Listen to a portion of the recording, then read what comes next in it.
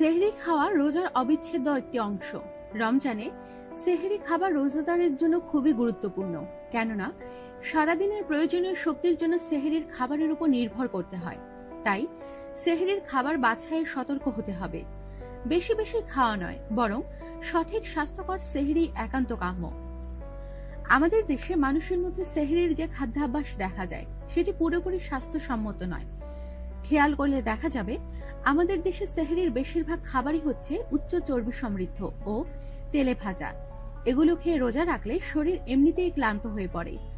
রোজায় সুস্থ থাকতে সেহরি খাওয়ার সময় কিছু বিষয় খেয়াল রাখা জরুরি।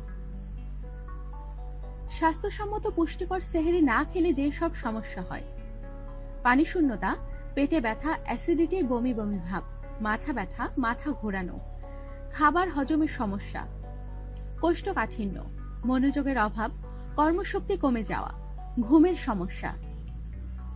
সেহরির খাবার কেমন হবে? সেহরির খাবারে স্বাদের চেয়ে খাদ্যগুণকে বেশি গুরুত্ব দিন। সেহরিতে বেশি করে তরল খাবার খান। পাশাপাশি যেসব খাবারে পানি আছে এমন খাবার খান, যেমন লেবু, কমলা, শসা, তরমুজ, ডাবের পানি ইত্যাদি। সেহরিতে চর্বি জাতীয় খাবার খাওয়া বাদ দিন, কারণ এই জাতীয় খাবার শরীরের তাপ বাড়ায়। এই সময় শুকনো ও প্রক্রিয়াজাত খাবার খাবেন না। এই ধরনের খাবার শরীরকে পানি শূন্য করে। সেহরিতে অন্তত 1 লিটার পানি পান করুন। এই পানি শরীরের ক্ষতিকারক উপাদান বের করে দিয়ে ক্ষুধার চাহিদাকে অনেকটা কমাবে। সেহরির সময় চা বা কফি পান থেকে বিরত থাকুন, এগুলো পানি শূন্যতা বাড়ায়। সেহরিতে বেশি করে আমিষ, প্রোটিন জাতীয় খাবার খান, এতে ক্ষুধা কম লাগবে, তবে শরীরের শক্তি থাকবে। সেহরিতে কখনো খাবার খাওয়া বাদ দেবেন না, এতে শরীর দুর্বল হয়ে পড়বে। সারাদিন শরীরে শক্তি ধরে রাখার জন্য সেহরির সময় খাবার খাওয়া খুব জরুরি। সেহরিতে যা খাবেন না: উচ্চ চর্বি সমৃদ্ধ ও তেলে ভাজা খাবার সেহরিতে খাবেন না।